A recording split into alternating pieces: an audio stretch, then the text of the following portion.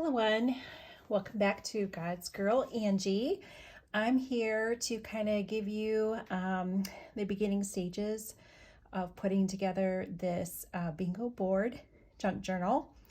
So these bingo boards can be found in the shop below in an Etsy shop. Express Your Artsy Soul.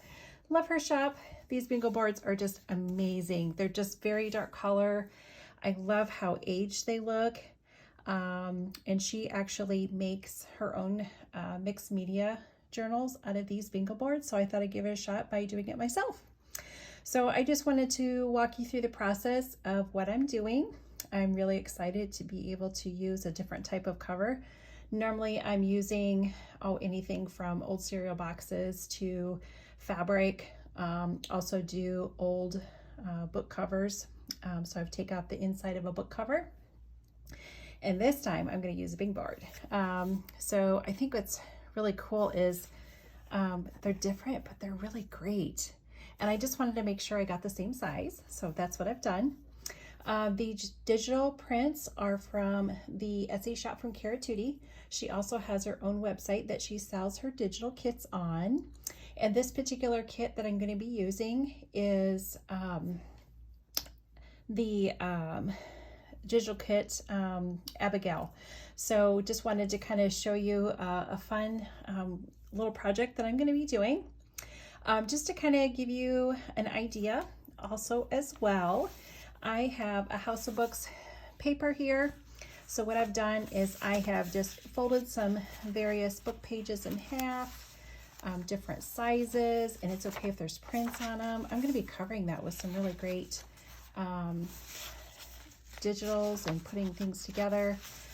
So I'm really excited. So, you know, these old book pages are just phenomenal. They just have the different hues of the oldness.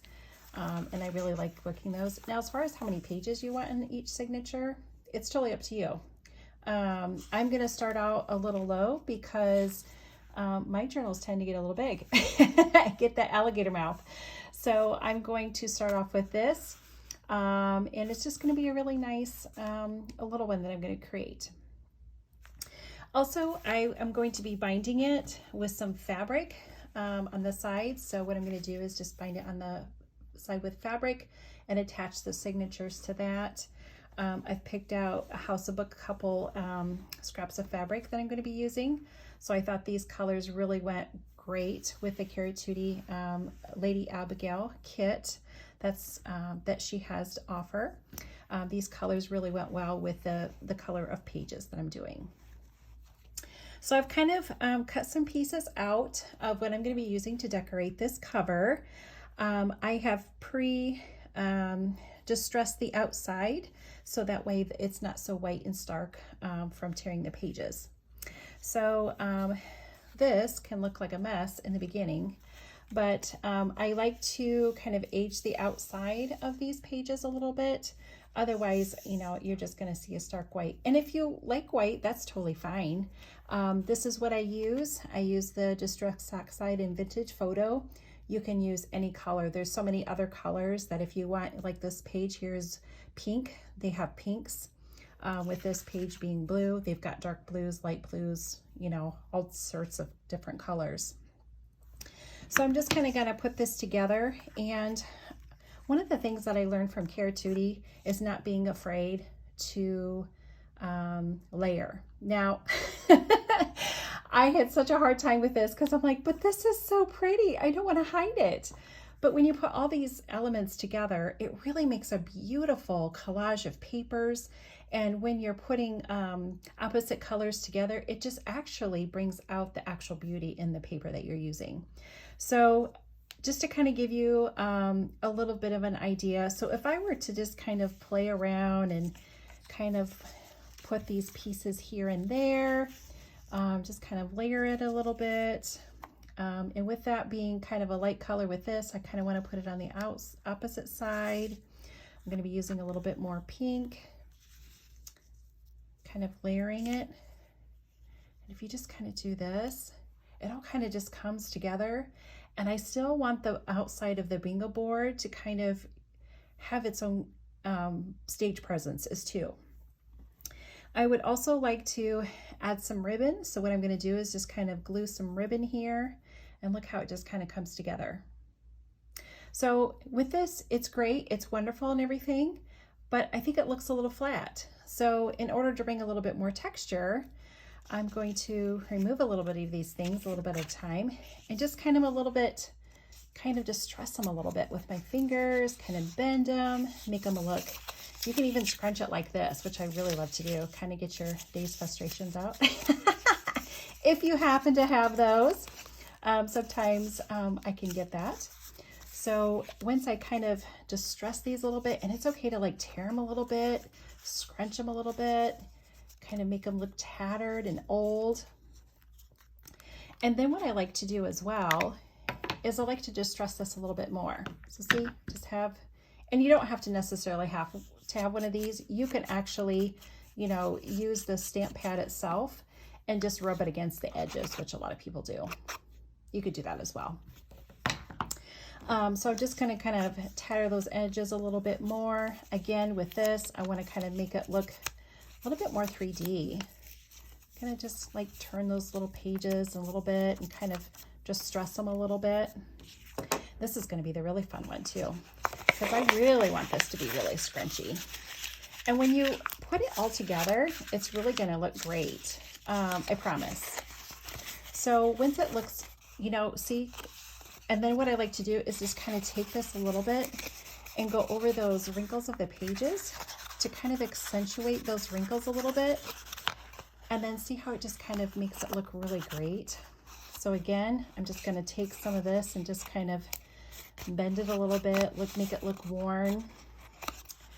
I've seen Ruby and Pearl do this. She does a great job at this.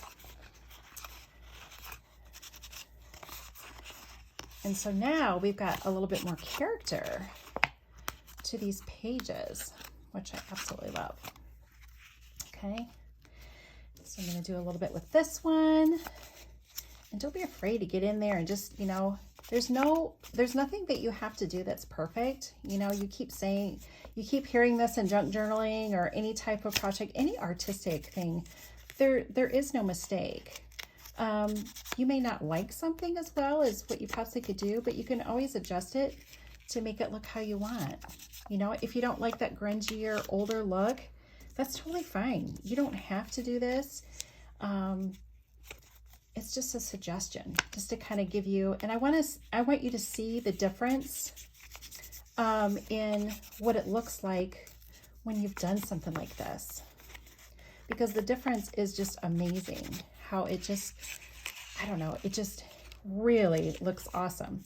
And especially with photos, old photos, now this is made from, you know, paper, but old photos tend to be really worn. You know, they were really cherished, and someone may have carried this around in their pocket. You just never know. And just look at those precious little kids. Oh my gosh, little, and there's even a little one holding a little one. But what I like to do is kind of bend this a little bit, kind of touch that up, and it just makes it look more like a worn photo. Kind of do a couple spots in that, kind of make it a little old and worn. And now when you put this together, and what I like to do, I like to sew pieces together. It just gives it that added texture. And then once you put this down here, you know, imagine this is, you know, bunched up. It really looks great. So as you put these pieces together, I know it's kind of bumpy, but you know, this is just to give you an example of how putting something like this together just makes it look really, has more character. So this is kind of my process of kind of putting together any type of cover. And I think layers really add a lot. Now you could put fabric behind here.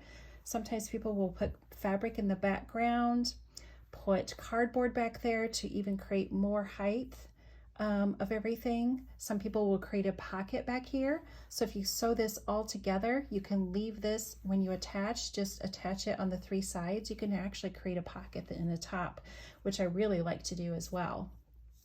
So hopefully this process has kind of inspired you to create your own project and maybe use some elements that you never would have thought before to create a cover. And aren't these just the neatest? I'm really going to enjoy making this journal, and I welcome you back when I start putting in the pages and start decorating a little bit. So thanks again for stopping by. Don't forget to visit my Instagram page, God's Girl Angie. I also have an Etsy account that I list journals as well, and maybe other projects. I appreciate your support and your likes, and thank you so much, and have a great, blessed day.